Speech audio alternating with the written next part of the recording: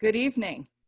I'm Lori Robichaud, the Executive Director of La Grua Center, and it's my pleasure to welcome you to our conversation this evening as part of our Media Matters series.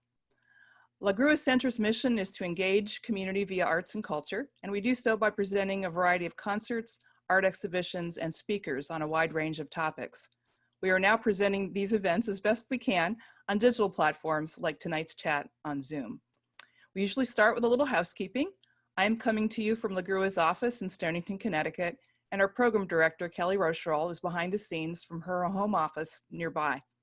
We welcome your questions and ask you to write them in Zoom's Q&A feature on your screen, and we'll do our best to get to them after our guests have chatted a bit.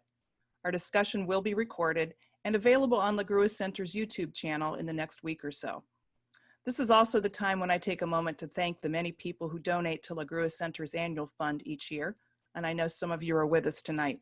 Those gifts are a very big part of making our year-round programming possible, and those annual fund dollars matter more than ever during this time of COVID when many of our usual activities are curtailed and we can't gather together in person. So now on to our talk. This is the second in our new series we've entitled Media Matters. I love the double meaning.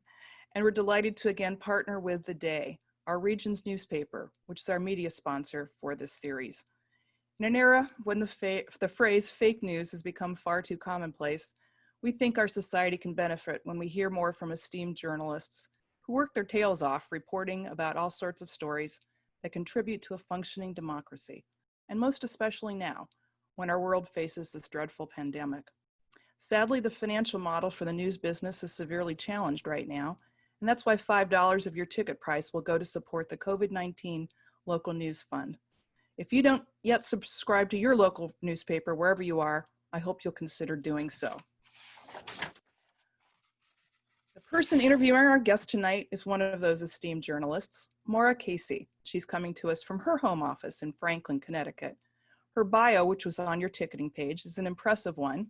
But chiefly, I'd like you to know that she worked for the Day newspaper here in our region for 17 years and spent much of her career as an editorial writer, including for the New York Times. And just think of it. We have two distinguished women with us tonight who've been paid for their opinions. How excellent is that? Maura has been kind enough to give me advice on this series as we go forward, and I thank her for her wisdom and insight, and tonight for her willingness to interview, her very good friend. So brief pause for your virtual applause as Maura unveils herself as I introduce our guest. Our guest is Connie Schultz, and she's coming to us from Cleveland in her home. And if you aren't yet part of the nearly 200,000 people who follow her on Facebook, I hope you'll consider joining in those lively conversations where she intersperses news articles and opinion with photos of her grandkids and her dogs. And they might make an appearance tonight, who knows? Connie is from my hometown of Ashtabula, Ohio. And Connie, I believe we actually have some folks from Ashtabula in our virtual house tonight. And we both grew up with union member dads who worked at the plants along the shore of Lake Erie, and we were the first in our families to go to college. And it is from this perspective that she writes. When she was awarded the Pulitzer Prize for commentary, her committee judges said she was honored for her, and I quote, pungent columns that provided a voice for the underdog and the underprivileged, a voice much needed today in my view.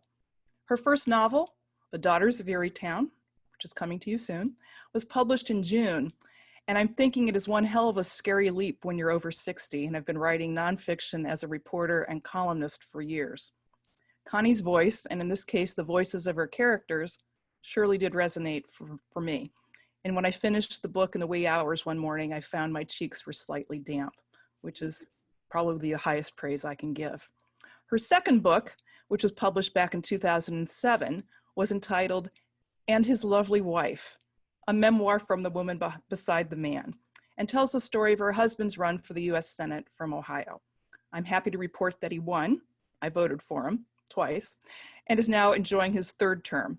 And the name of her lovely husband is Sherrod Brown.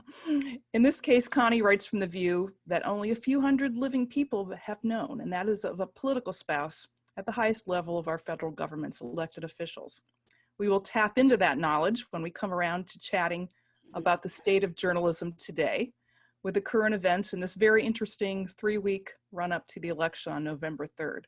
Connie is now teaching the next generation of journalists from her alma mater, Kent State University, and I'm sure will share some of her optimism for the future that these young students give her. But first, we will talk about her book. So Connie, you can unveil yourself. I pass it off to Maura, and our warmest welcome to you both. Thank you, Lori. Connie, there you are. Oh, Maura, how I wish I could give you a hug. Oh, I know. It'd be great. Now, I want to assure my audience, I love this lady, but she has not seen my questions. None. No, Absolutely not. We got to lower the light bulb, and we will do that. But no sharing before it's time. So I want to get right into it. I still have my proof copy of the Daughters of Erietown. I keep buying it, but I keep giving it away. So one of these days, I'm going to. Maura, have I not sent you your own book yet? I can't remember. So. Okay, let's talk after, because if not, I got to send that to you right away. No worries. I wanted to get into it, and one of the things I loved about this book is because I grew up in Buffalo, and you, of course, grew up in Ashtabula, and both towns are imbued with a culture of the working class. I mean, my dad worked for steel mills and then had a white collar job. It didn't matter. It was part of almost in the water of both areas. And I want to talk about how that there is a power element here, isn't it? When Ellie's life and Brick's life changes, when she gets pregnant, she gives up her dream to be a nurse. He gives up his dream of going to college, but it's really about the power of choice. Can you talk to me a little bit about, the working class and power and the power of choice, and how you thought about it when you were writing this book? I love that question, Maura. And part of, if we can't talk about power without talking about money, right? Because part of the narrative arc of this, I wanted to show, is that working class people have hopes and dreams for themselves and later for their children. They have, they aspire to bigger lives. And the difference is when the big problems come and there's no money to fix them. And that's when lives derail. Dreams often die, or they become transferred into their children, right? Whether their children want them or not. When you're wealthy, life keeps going with the stumbles. Also, if we're going to talk about power, we have to talk about the era and the time in which Ellie and Brick were forced to have this big pivot in their lives. It was late 1950s, and Ellie becomes pregnant, and in a small town, and in fact, it was a rural town in Ohio, there were no options for most women. It was not like living in the coast in New York or Washington or LA, where women could get illegal abortions. That wasn't an option. Her only hope was that the man who impregnated her would also marry her, right? And Brick had as you know, a scholarship, could have gone on to college. They certainly were going to let him graduate still. He could have marched to commencement if he wanted to. Ellie, through negotiations, was finally able to graduate, but she would not ever be in those hallways of school again. And that was also not uncommon for women at that time. And so they started, even in the 1950s, they start off a very different footing. Brick does not go to college. The question that remains, readers have asked me this a lot, does Brick blame Ellie, or was Ellie his excuse because he was afraid to go and take that big launch in his life? But either way, they both have very different stories for their lives after she becomes pregnant. I think that leaving a little bit of a mystery like that, everyone can answer a question like that for themselves. Yes. Sometimes it depends on our own backgrounds and our own hopes and dreams, how we'll think about how that went. Well, isn't that, you hope that's what fiction does for you. I've always loved fiction, as you know, and you and I've talked about this before. Part of the value of reading fiction is it actually teaches us about ourselves as well, because we imagine ourselves in situations, or someone has an insight and we realize that really resonates for us and perhaps echoes something we've been feeling but hadn't put words to. Is it easier to tell the truth in fiction or in the news pages? Well, I have quoted May Sarton, the late poet and novelist in New England, as a matter of fact. I think she was mostly in Massachusetts, who wrote at one point, perhaps only in fiction, I'm paraphrasing, I don't have the exact quote, but perhaps only in fiction can we be completely honest. And if that's the case, then this is the truest story I've ever written. But part of that is simply, as I tell my students a lot, you can't say somebody believes something or thinks something. You can say they believe this. They say that they think this. But when you write fiction, you know exactly what every character is thinking. You know their motives, you know their intentions, you know when they're lying, even to themselves. And so in that way, it's truer also, because you are working, you're not at the handicap of, or that's the wrong word, at the disadvantage of having to, as best you can from all the interviews you've done, say that this is who the person is in this moment, because I used to do a lot of profiles, right?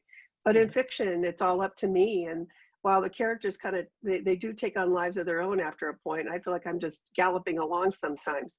It's just such a different format.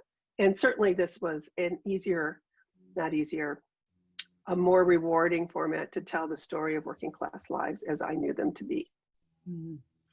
One thing that intrigued me, and there's so many wonderful parts of your book that I actually read some aloud, but one little thread I picked up in the book that I haven't seen reflected in some of the other reviews and the interviews is the role of God, and how Brick experiences God and how Ellie does. And one of the striking quotes, I think, was when Brick's beloved mother is dying, and she has tried to shield him as much as she could from an abusive man, his father. And he turns to Ellie, and he says, "Ellie, my mom," and starts to cry. She's dying. And then it says, Ellie wrapped her arms around his waist and he buried his face in her hair.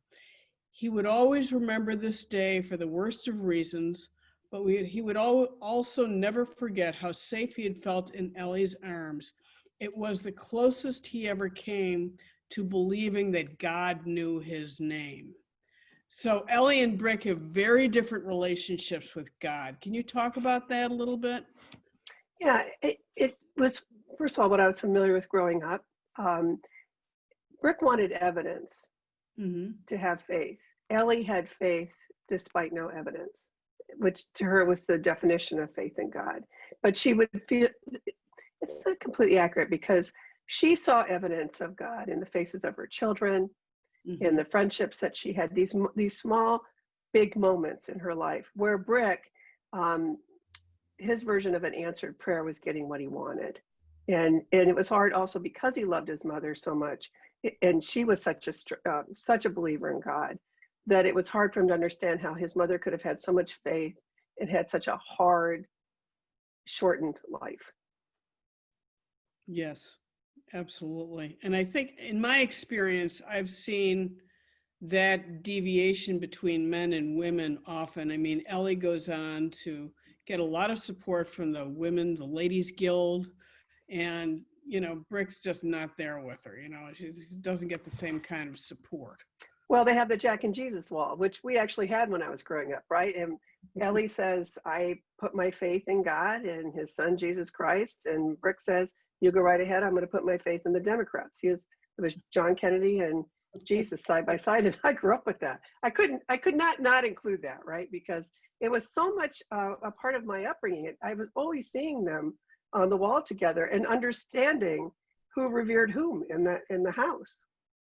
When my mother, the few times she would begin to lose an argument with my father, she'd bring out her ace, which was always, you voted for Nixon, So yeah. So does every family have a secret, do you think? Most families, I think. Many secrets. And those who deny it are probably just not privy to their family secrets. It's human nature. Part of the problem with that is how I truly believe this, that most people are bigger than their worst mistake. They're better than that. But if they hold on to those mistakes and they don't share them with anyone, or if they become known only for that, one big mistake in their lives, it alters the trajectory of their lives. But yes, I think most families do have secrets. Mine certainly did. I think yours had a few, as I recall. You bet. What I loved also about the book was the women's friendships, which were very strong in the book.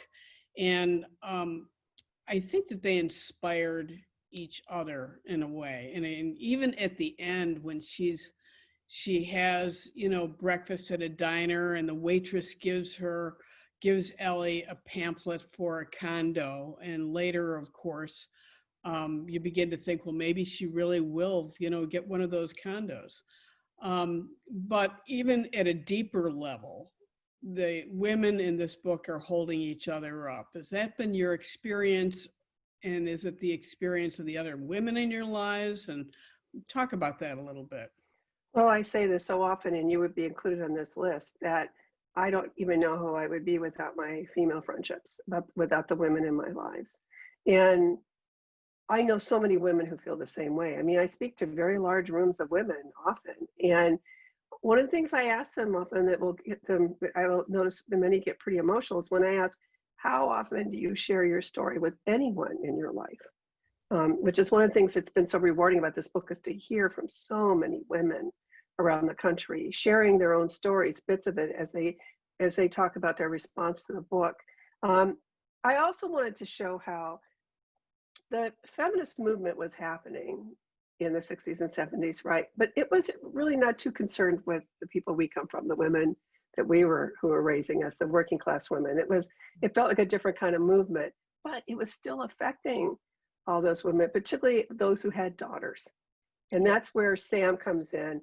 Sam pulls her mother along at times, but Ellie ends up being a much stronger mother to her daughter than she had anticipated she could be, in part because she doesn't want her daughter she wants her to have more opportunities than Ellie had. Hence do I have it? No, I don't have it right here. That Our Bodies, Ourselves. That's one of the original copies from the 1970s that I used, that I had. My mom didn't take me to get it, but I was aware of how important it was to own that book back then. And I thought, well, that's one of those historical references that I can put into the narrative that doesn't feel fake or phony, I hope. It really was a part of it all. But I wanted to show it as one of the ways that Ellie could even embarrass her daughter by making clear she's a nurse's aide. She knows the body parts. She knows the language for parts. Mm-hmm. She's lived a while, and she was determined, even though she felt torn about her daughter's opportunities. I mean, let's face it, Sam was getting to do all kinds of things Ellie didn't get to do. Overall, Ellie's love for her daughter was the most important thing to her. And makes her stronger. Yeah. Well, as we all know, I mean, and her daughter. We'll fight for people we care about long before we'll fight for ourselves often. I find that's true. Certainly as a columnist, right. I've known that to be true, that it's much easier to pick up the sword to fight for people who just feels like they have so few people fighting for them, and they deserve to have people fighting for them.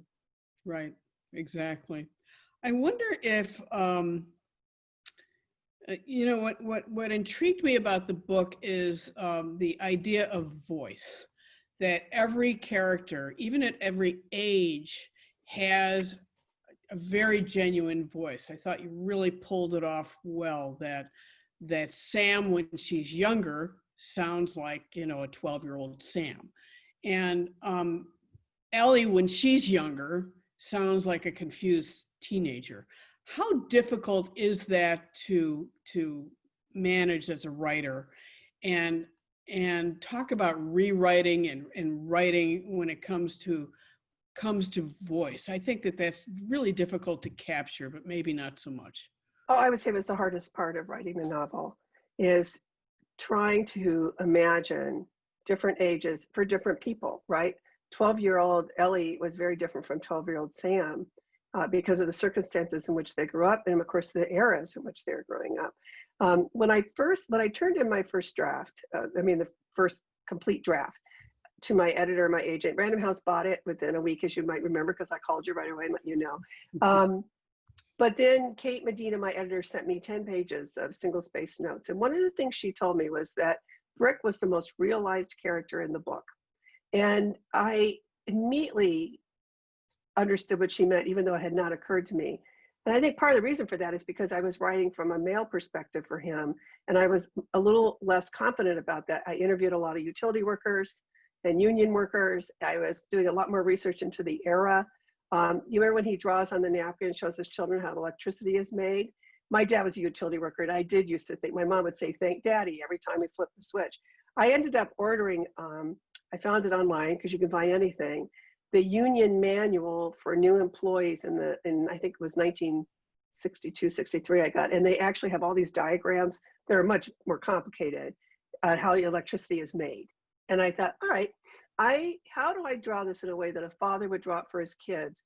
Because they're actually showing a curiosity about what he does. This is not something my father ever would have done, but I would have loved it, I'm sure. And I just wanted to show that. So I think I worked so hard on Brick that I had work to do yet to help. And one of the things Kate also said about Ellie, she said, could she be a little less pathetic and less of a whiner? And so Aunt Nessa shows up with a much bigger role and takes her to lunch and talks to her about nursing school. And Ellie wants to go to nursing school then. And Ellie just becomes tougher throughout the book. She still has her problems, and she's that big secret she had after towards the very end when she looks at Brick's wallet and that story falls out. And then we find out what she knew ahead of time, surprised even my editor, which made me very happy. I wanted to show that Ellie was not a total innocent in this, that she was, when we talk about family secrets, she was willing to hold on one particular secret to keep her marriage together for as long as she possibly could.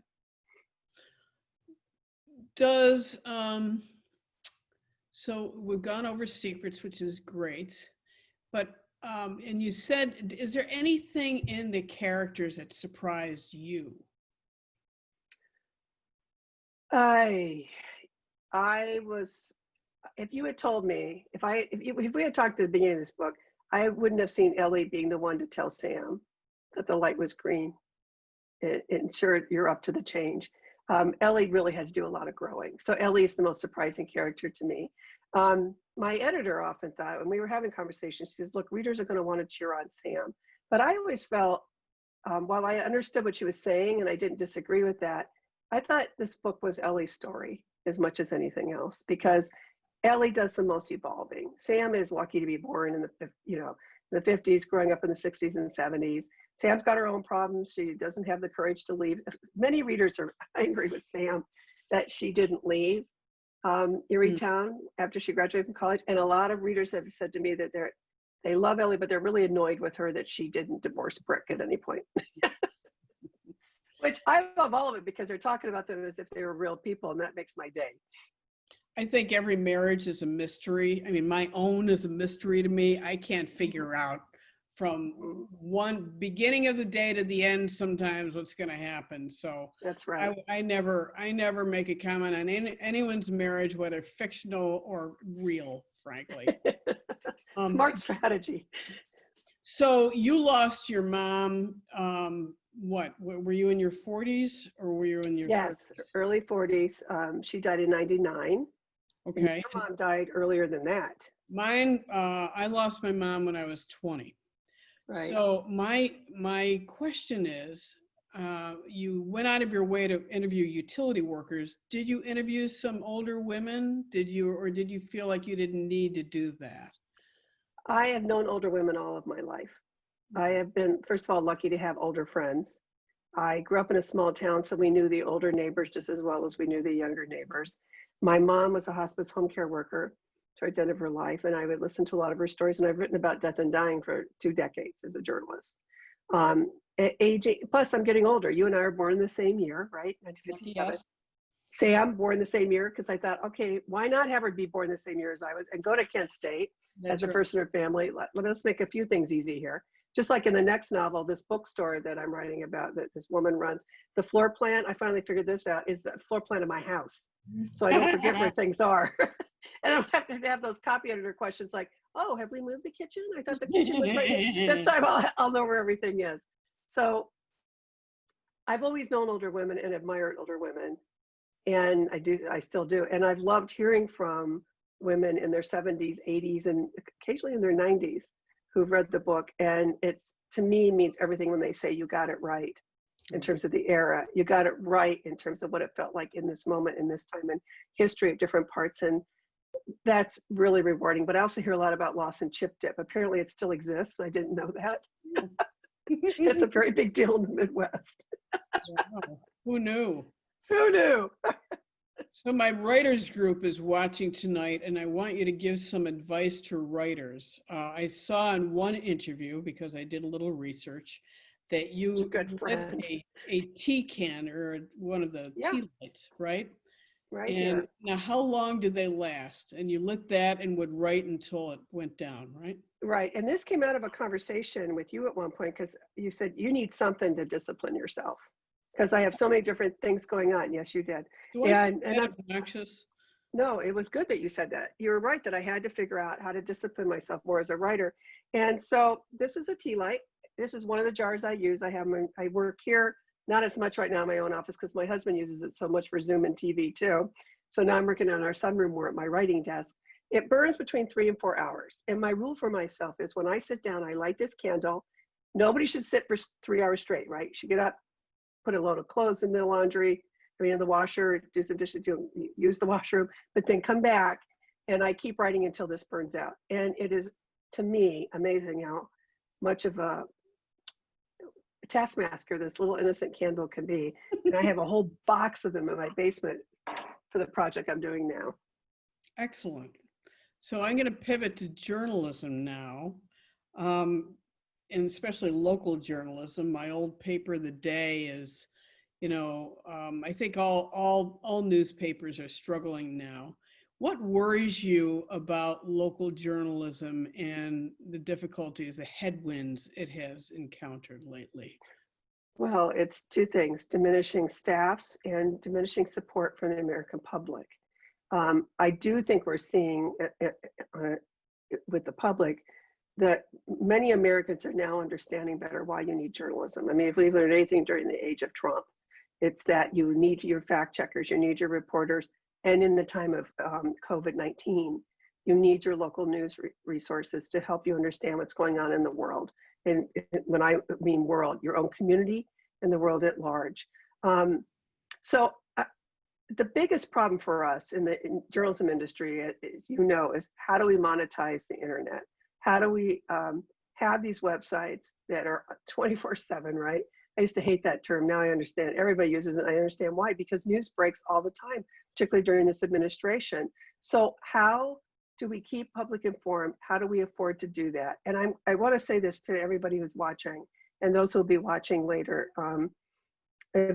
Also just a thank you to Rick Koster, who I just enjoyed being interviewed so much by him. Moved away from Texas years ago with his wife, and here he is in Connecticut doing such good journalism. That guy. Yeah, I do too. I don't know him like you do, but I sure love talking to him. It's so important that you support your local news organizations. If you find yourself going to the Day's website a lot to check up on news, if you find that you're reading stories in the paper there online, you're checking it for updates. If you don't subscribe, please consider subscribing. I know it's not easy for some people financially. I ask that you consider the budget, the overall budget. Can you do it? The same with papers, other news sources that you might be relying on, because journalism costs money. And we want journalists to be able to make a living and to be able to take care of their families and have decent health care. I think it's easy to forget that there are human beings producing it. I don't think people are mean overall about journalists. I don't think most people believe that we're the enemy of the people. It just doesn't occur to them how important it is to financially support it. Will you always love what your local paper writes? No. I mean, when I worked at the Plain Dealer, I loved it. I loved being a columnist there, but I always understood that there were going to be a certain percentage of, for example, male readers who were just going to hate everything I wrote. Sherrod says I have a gift for bringing that out in them, and I wear that medal proudly. But you're never going to like everything you read in the paper. I didn't like everything I read in the Plain Dealer when I was working there. That's not the point of journalism. Journalism is a multitude of voices, because our community is such a diverse region of voices, no matter where we live. Not everyone agrees on anything, and that's part of the value of local journalism.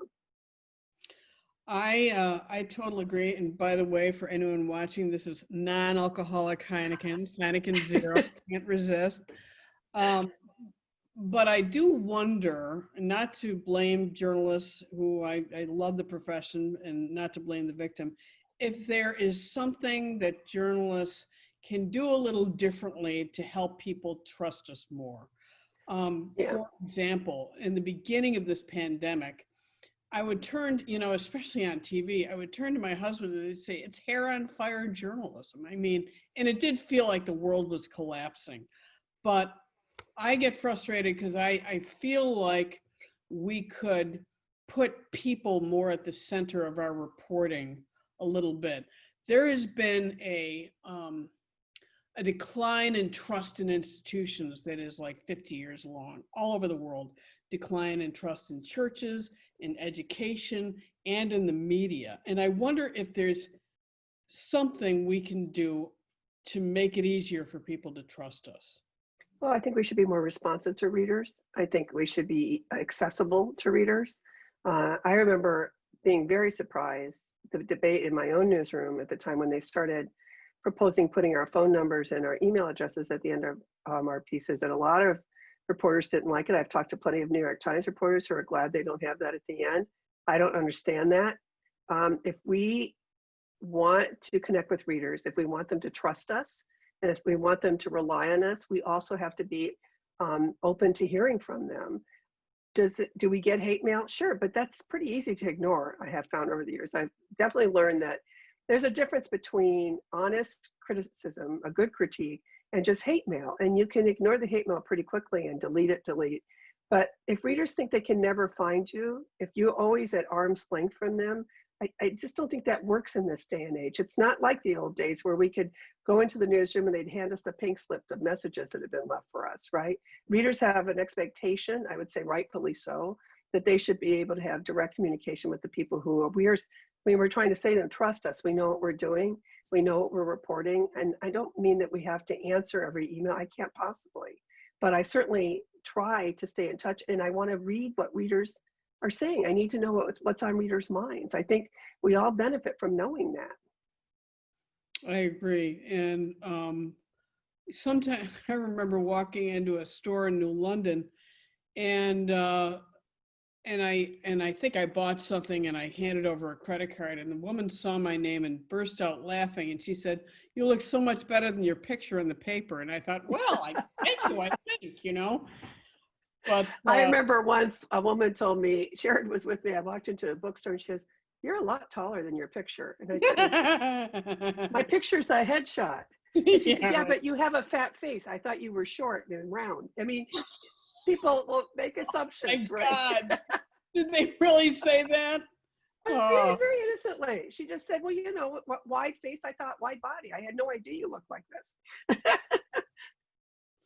What gives you hope? I mean, it's been a pretty extraordinary year, right? You haven't seen your grandchildren like you would have liked to, and I've seen my granddaughter 3 times in 6 months, and it does feel like the sky's falling in. What keeps you going?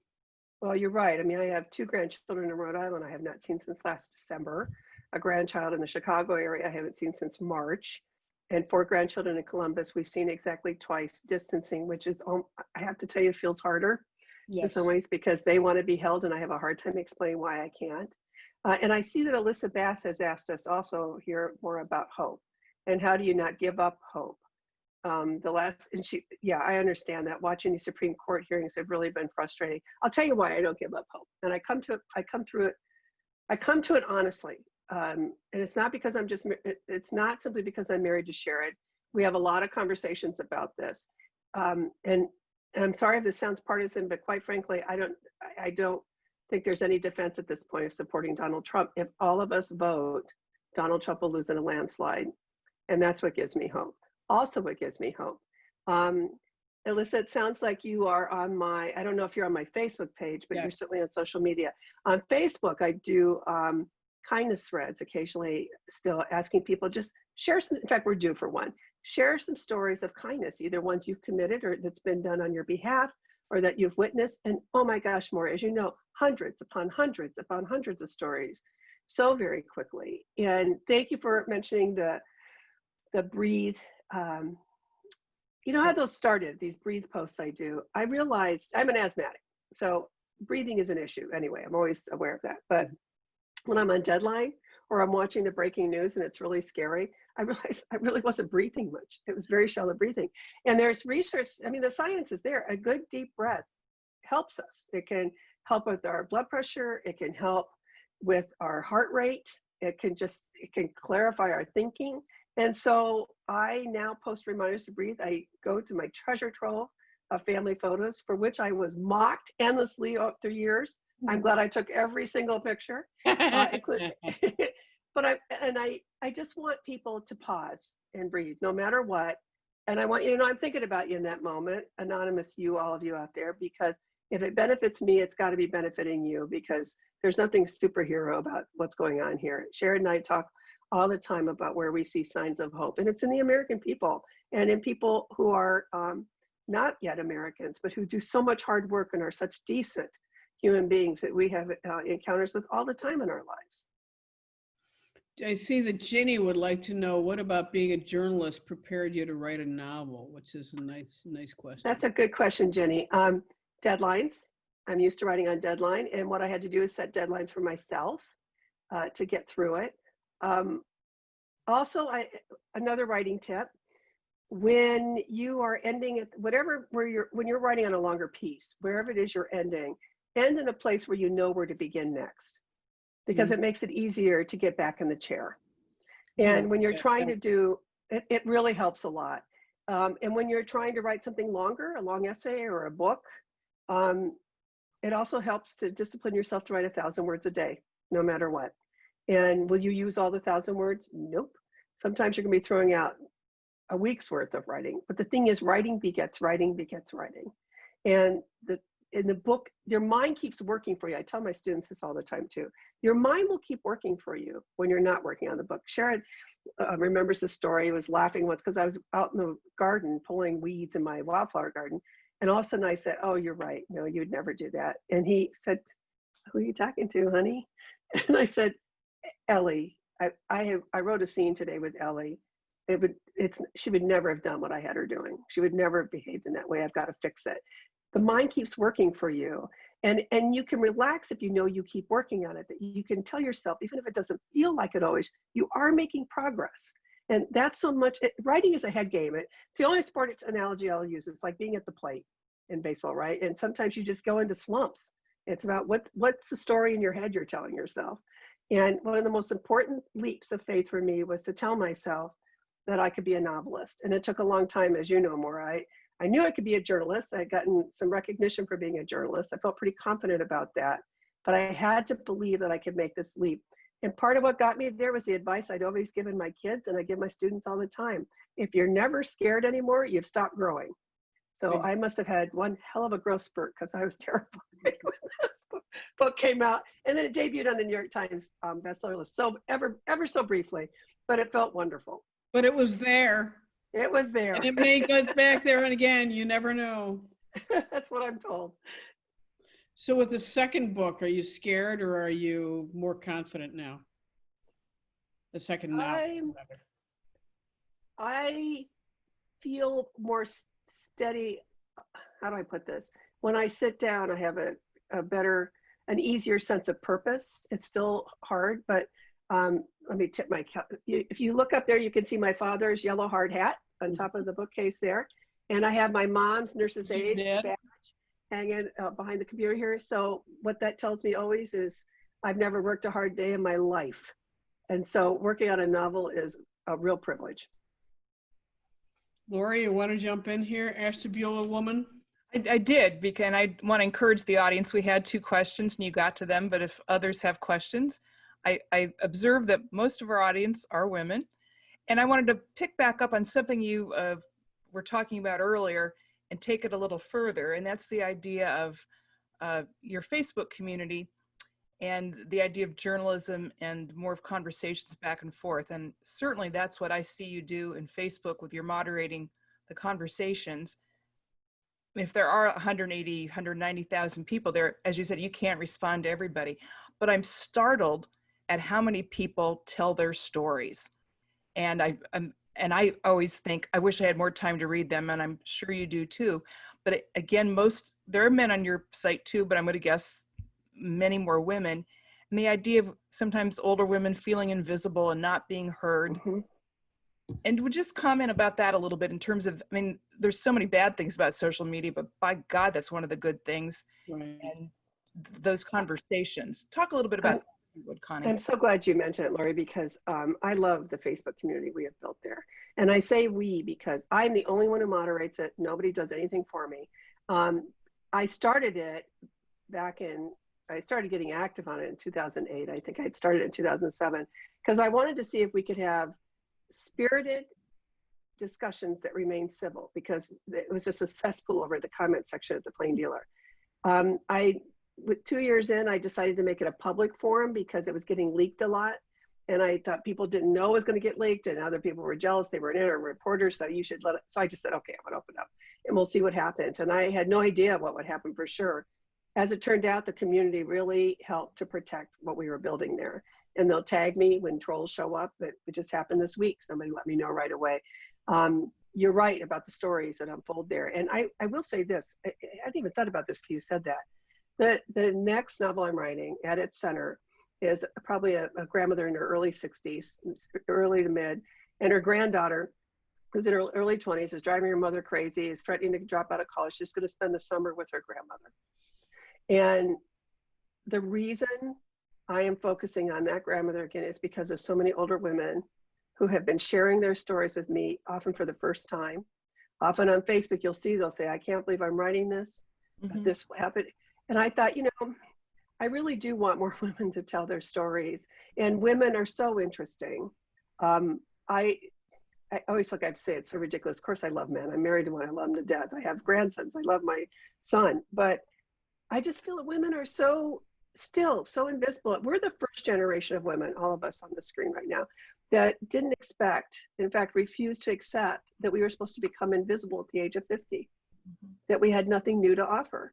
And I want to show a woman who's like that in a small town, who after years of working at her husband's hardware store and always loving books and having to order them from out of town or from the library, having to convince him to order something, thinks, you know what, I'm just going to open a bookstore. I'm going to do it right here. And I've met women like that all of my journalism career. And so have you, Maura. And look, you meet them all the time. These women who are having these second and third acts in their lives. I want to celebrate that. Is it easy? No. Are they perfect? None of us are perfect. We're imperfectly here as best we can be, right? That's the point of it. So thank you for bringing that up. I'm so grateful to Facebook. I guess I got to let them know soon that they've inspired me. I think when I did the telephone post with that ringing phone, I wish you could see my husband's face. And I said, could you call our home line, please? He said, why am I doing that? I said, I want to videotape the phone ringing. And he said, and why are you doing that? And I said, because never mind. Just call, please. Play along, please. Play along. Right. Connie, I don't know if I ever told you, but I had a column that was printed once in the Buffalo News, my hometown newspaper. And about a week later, I got an envelope, and I didn't recognize the return address. This is in like 1998. And I opened it, and all these letters from my mother came out. And I nearly had a heart attack. It was 20 years after she died. And it was a friend of hers who guessed, that's Jane's daughter, and tracked down the address to my newspaper. Gosh. And she and my mother had written each other when my mother was in the Army. And I called her. I was so grateful to her. My mother had really distinctive handwriting with the Roman E's, and so I could recognize that. And she said to me, your mother was a feminist before there was a word for that. She said, we used to walk together to St. Teresa's Elementary School, and just getting a glimpse of my mother when she was 10 years old was fabulous. So there's more than one reward from being a journalist and a writer and interacting in an open way with people. Oh, I think there's no question of that. Yeah. That's a wonderful story. What is it that we haven't asked you that you are dying to be asked? Well, I think Lori has another question. Am I right, Oh, Lori? wait, that's a good one. I was just going to pivot a little bit more to some other topics, and it really has to do with racism. And since the George Floyd killing and what's happened in this country in terms of the larger national conversation. But I want to go back to, I've shared a little bit of where our backgrounds had some similarities, but where they differed. You were from Ashtabula in the city. I actually lived in Kingsville Township, although my address was Ashtabula, which is the more rural part of the county. We went to different schools, and mine was the rural school district. And when I went to school, there was exactly one Black family. That was not your experience. And I know that that has informed you, and I know that informs where you live now, and kind of what's happening in the world today as those of us who are white and living in predominantly white communities, how we can be more anti-racist.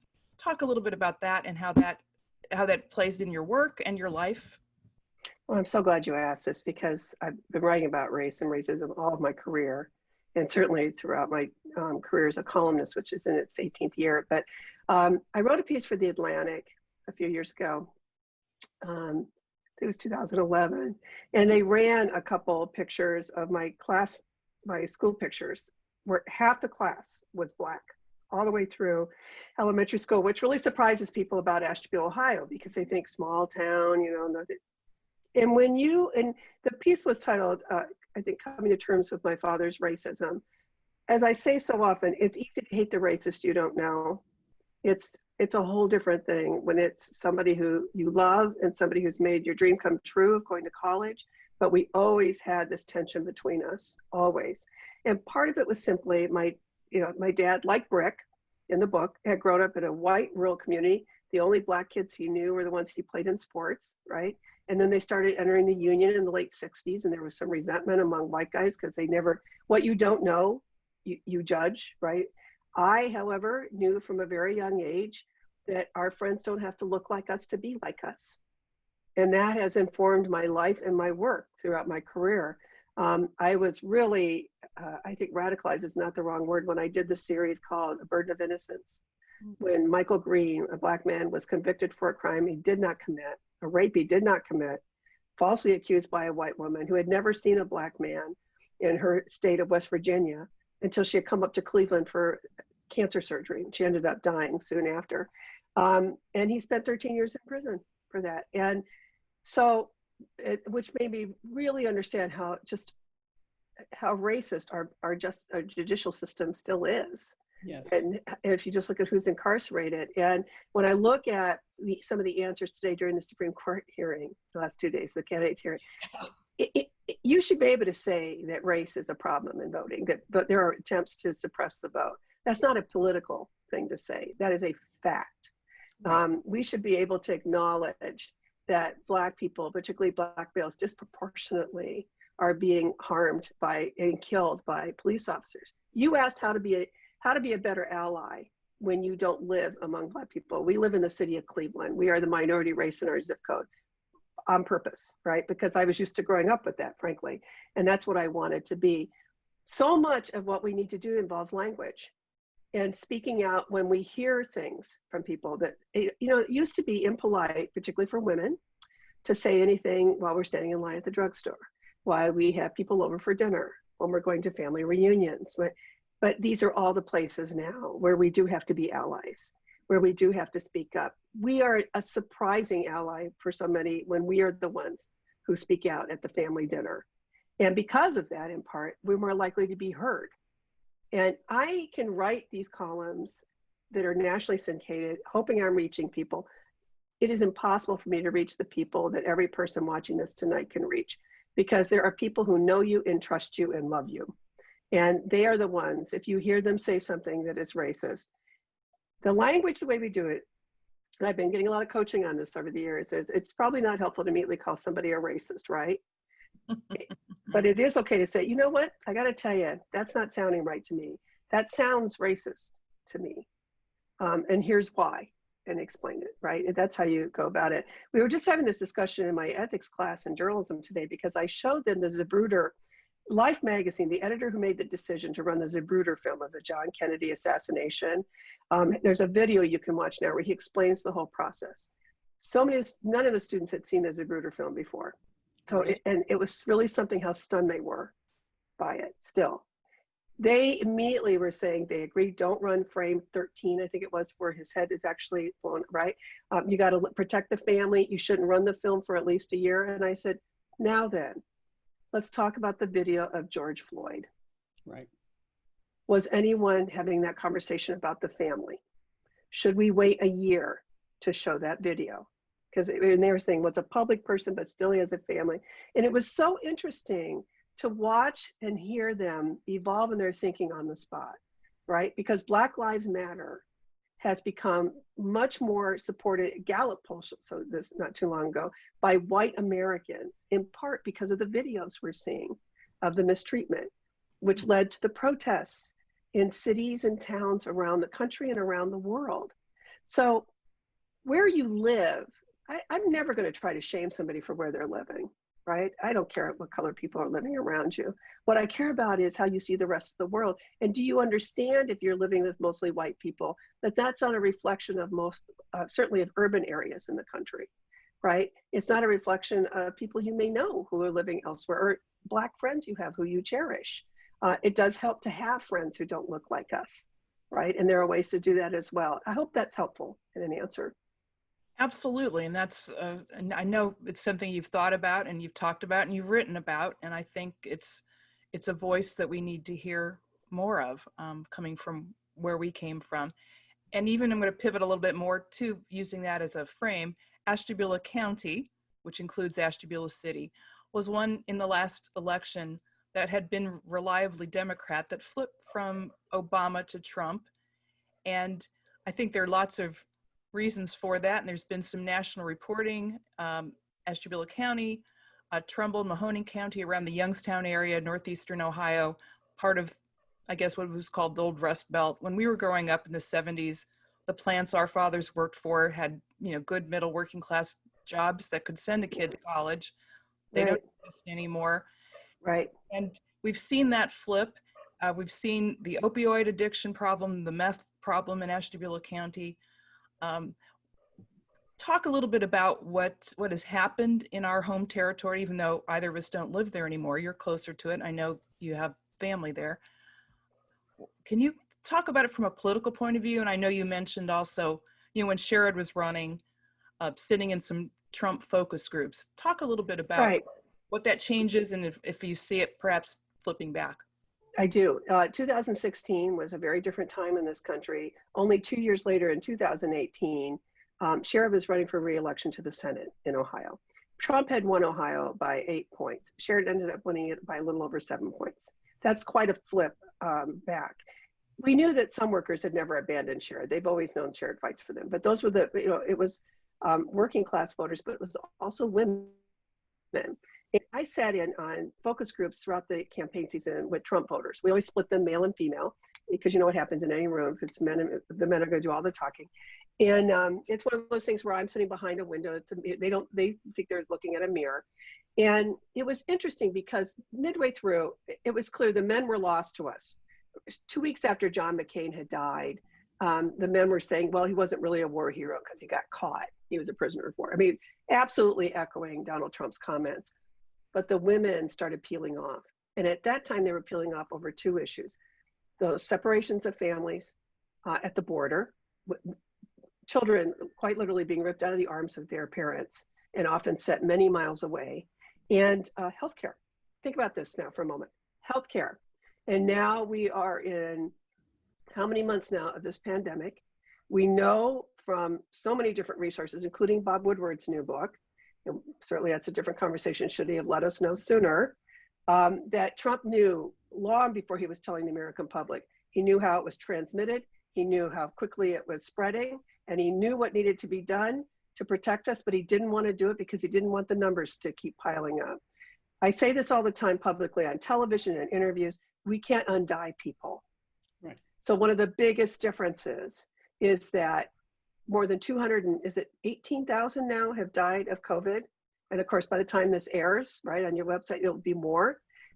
And that's just the beginning, because you have all these people who died and all the people, millions who are grieving their deaths. But you also have all these other people who died of other illnesses, but their families couldn't be with them at the end because of the COVID restrictions. We are a nation of mourners. And that's why, more than any other reason, I think, we're seeing a change in the polling. I never share a poll, as I told you earlier, on social media, because I don't want us to become complacent. And that's why we're seeing seniors and women peeling off in larger numbers from Donald Trump. He didn't care who was going, he was dancing on a stage earlier. And when I saw that, I quoted from the letter the email that it's sent to me by a classmate, a high school classmate's wife, the day after he died. He died of COVID in April. They had already they were talking to her about amputating both his legs and a couple of his fingers. His brain was no longer functioning without help. They knew he was going to die. And the President of the United States is dancing on a stage. I am not the only one who is looking at that dancing and thinking of somebody who died. Absolutely. But everyone must vote. Yes. Thank you. Everyone. If we have 3 minutes left, I see my old friend Roseanne has popped up about the weight of Facebook news is far more heavier than the mainstream media. People are getting their news from Facebook. And how do you feel about that, Connie? I mean, it makes me nervous too, to tell you the truth. Well, Roseanne, that's why I constantly, almost every day, post links to legitimate stories. And I would encourage everyone to be doing that. That we wanted Facebook to be a place where we could talk about puppies and family and reunions and fun high school pictures and all. And it's great for all of that. But it's also really necessary to inform the public, I feel, in ways for our friends. Any of you have Facebook, if you tend to have a Facebook page and you're active, you tend to be older. Although I asked my students today, how many of you have a Facebook page? All but one had a Facebook page. So there you go, which kind of surprised me a little bit. Facebook's not going anywhere, certainly not in the next 3 weeks. And I think that's an opportunity for us to be sharing stories that are strong in fact checking, hosting, moderating discussions, but making clear you will block if they're racist or homophobic or they're misogynist. I mean, I have a wand. Is it here? Yes, here it is. Oh goody, I want one just like this. This was a gift to me from my friend Karen Sandstrom many, many years ago, because I loved Hermione in Harry Potter before we knew what was going on with the whole transphobic thing with the author there. Man, the world changes fast. But this is still my wand, and I have a photo of it. And occasionally when I block someone, I make it clear that we are bidding them farewell. Sometimes I say, oh, we hardly knew you, and we are very grateful for that. And the reason I sometimes make it a public blocking is just to confirm 2 things for people. I am looking out for you. I've got your back. I don't want people attacking you personally. I'm trying to keep on top of that. But secondly, I am not going to host that kind of content. I understand I have a much larger forum to do that, but I didn't always have that. I started out with a very small number of followers and a picture of our pug for my headshot for a while. So the thing is, we all have to do our part. If we've learned anything during this 4 years, and particularly during the pandemic, we must take care of one another. That's why we wear masks. That's why we're practicing safe quarantine practices whenever we're lucky enough not to be working outside the home. I hope you're tipping. If you're like we have, I have not been to a grocery store since March. I tip. I can afford to tip big, and I do, because I know those people are putting themselves at risk to bring my groceries to me. If we take care of one another in all these ways, they add up. They may feel small in their moments, but think about it. If we're all doing it, or if most of us are doing it, it really adds up. And the bottom line is this: every morning we get up and we answer the same question, even if we're not aware that we're asking it. Is this the day that we give up? Or is this the day we keep trying? And right now I'm looking at the number of 24 people on this who have joined us tonight. And your answer is, we've kept trying. Today I kept trying. That is everything, because we have the right message for ourselves, about ourselves. And ultimately that's what keeps us going. I mean, there are days when I cannot believe this is still going on. As Maura said, I just miss everybody, but I know it's going to end. This is not our forevermore. And Roseanne, that's a wonderful follow-up. Thank you. You take care of yourself, please. If we take care of one another and we do the best we can to take care of ourselves, we're going to get through this. Well, I can think of no better way than to end this conversation with those words of hope. And I thank you, Maura, for helping me with this series and interviewing your friend. I thank our audience for, Thank you. you have a wonderful book to read if you've not yet read it. If you have, then you have a wonderful gift to give to somebody else in your life. Connie, we are so grateful to you for making the time for us and sharing your personal stories and the stories of Brick and Ellie. And thank you, everyone, for a lovely evening. On we go, Thank you. folks.